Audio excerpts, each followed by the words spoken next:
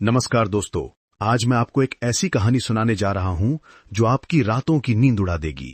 ये है गुड़िया का काला जादू। अगर आप अंधेरे में अकेले हैं तो शायद अभी लाइट जला लेना बेहतर होगा, क्योंकि जो कहानी आप सुनने वाले हैं वो वास्तविक घटनाओं पर आधारित है। मेरा नाम राहुल है और मैं एक पत्रकार हूं। पिछले साल मुझे एक छोटे से गांव में जाना पड़ा था, जहां कुछ अजीब घटनाएं हो रही थीं। गांव का नाम था कालीपुर। नाम ही काफी डरावना था, लेकिन मुझे क्या पता था कि वहां मुझे क्या देखने को मिलेगा। कालीपुर एक ऐसा गांव था जहां शाम होते ही सन्नाटा पसर जाता था। लोग अपने घरों में दुबक जाते थे। मैंने वहां के एक छोटे से गेस्ट हाउस में रहने का फैसला किया। गेस्ट हाउस के मालिक रमेश जी ने मुझे चेतावनी दी थी, बाबूजी, रात में बाहर मत निकलिएगा, इस गांव में रात में अजीब चीजें होती हैं। मैंने उनकी बात हंसी में उड़ा दी। आखिरकार मैं तो वैज्ञानिक सोच रखने वाला आदमी था, भूत प्रेत में मेरा कोई विश्वास नहीं था। लेकिन मुझे क्या पता था कि मेरा यह विश्वास जल्द ही चकनाचूर होने वाला था। पहली रात मैं अपने कमरे में सो रहा था जब अचानक मुझे किसी बच्ची के रोने की आवाज सुनाई दी।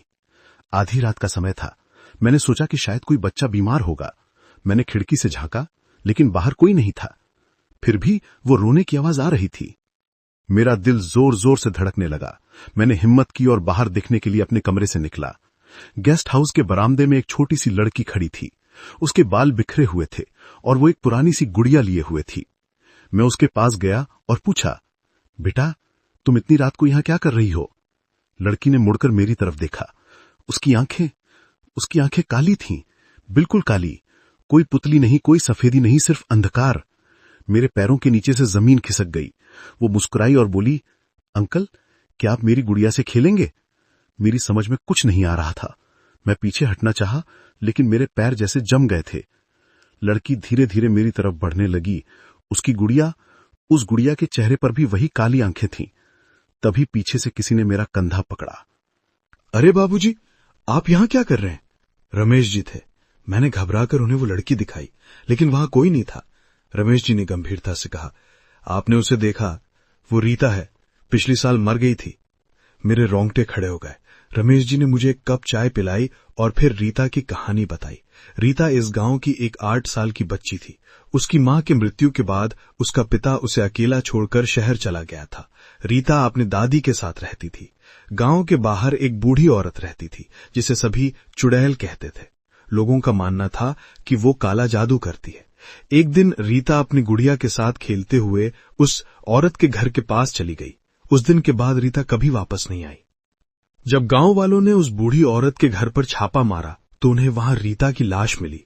उसके शरीर पर अजीब निशान थे, जैसे किसी ने काला जादू करके उसकी आत्मा को निकाल लिया हो। उसकी गुड़िया भी वहीं थी, लेकिन अब वो गुड़िया पहले जैसी नहीं थी। उसकी आंखें काली हो गई थीं। गांव वालों ने उस बूढ़ी औरत को मार डाला और उसके घर को जला दिया। लेकिन उसके बाद से हर रात रीता अपनी गुड़िया के साथ गांव में घूमती है, जैसे किसी को ढूंढ रही हो। मैं इस कहानी को सुनकर पूरी रात सो नहीं पाया। अगले दिन मैंने फैसला किया कि मैं उस जगह जाऊंगा जहां उस बूढ़ी औरत का घर था। रमेश जी ने मुझे रोकने की कोशिश की, लेकिन मैं नहीं माना। गांव के बाहर एक जंगल था और उस जंगल के बीच में एक जला हुआ घर था। वहां पहुंचते ही मुझे एक अजीब सी महक आने लगी, जैसे कोई मोमबत्ती जलाकर कुछ जला रहा हो। मैंने अपने कैमरे से कुछ तस्वीरें खींची और वहां से निकलने ही वाला था कि मुझे फिर से वही रोने की आवाज सुनाई दी। मैंने पीछे मुड़कर देखा और वहां वही लड़की खड़ी थी, अपनी गुड़िया के साथ। इस बार वो मुस्कुरा नहीं रही थी। उसके आंसू उसके गालों पर बह रहे थे, लेकिन वे आंसू लाल थे, खून जैसे। अंकल, मुझे बचाओ, वो मुझे वापस बुला रही है, रीता ने कहा। मैं समझ नहीं पा रहा था कि वो किसकी बात कर रही है। कौन बुला रहा है तुम्हें? मैंने पूछा। वो, रीता ने अपनी गुड़िया की तरफ इशारा किया। मैंने उस गुड़िया को ध्यान से देखा। उसकी आंखें अब भी काली थी, लेकिन अब वे हिल रही थी, जैसे जीवित हों। और फिर अचानक गुड़िया के मुंह से एक आवाज निकली, वो मेरी है, वो हमेशा मेरी रहेगी। मैं वहां से भागना चाहता था, लेकिन मेरे पैर फिर से जम गए थे। गुड़िया अब अपने आप हिल रही थी, जैसे कोई उसे चला रहा हो। रीता रो रही थी और मुझसे मदद मांग रही थी। गुड़िया धीरे धीरे उसकी तरफ बढ़ रही थी। तभी मैंने चीज देखी। गुड़िया के पीछे एक काली छाया थी, जो धीरे धीरे बड़ी होती जा रही थी। वो छाया एक औरत के आकार में बदल गई, एक बूढ़ी औरत जिसकी आंखें भी काली थीं। मैं समझ गया कि ये वही चुड़ैल थी जिसने रीता की जान ली थी। मुझे याद आया कि मेरे पास एक क्रॉस था जो मेरी मां ने मुझे दिया था। मैंने उसे निकाला और उस छाया की तरफ बढ़ा। छाया चीखी और पीछे हटने लगी। रीता ने मौका देखकर अपनी गुड़िया छीन ली और जोर से जमीन पर पटक दी। गुड़िया के टूटते ही एक तेज चीख सुनाई दी और फिर सब कुछ शांत हो गया।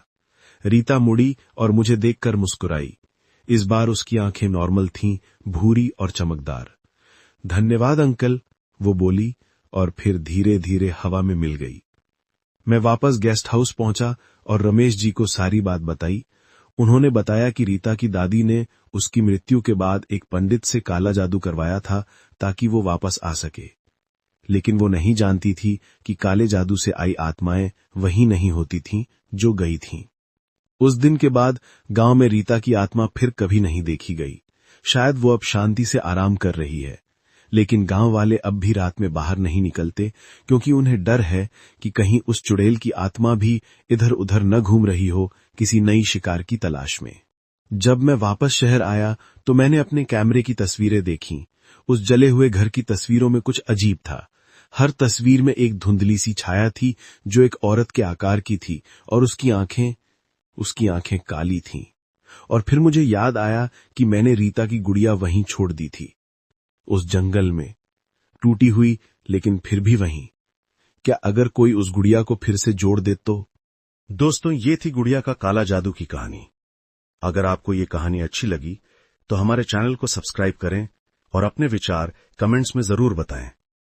और हां, याद रखें, अगर कभी आपको रात में किसी बच्चे के रोने की आवाज सुनाई दे तो दरवाजा मत खोलना, शायद वो कोई और ही हो। शुभ रात्रि।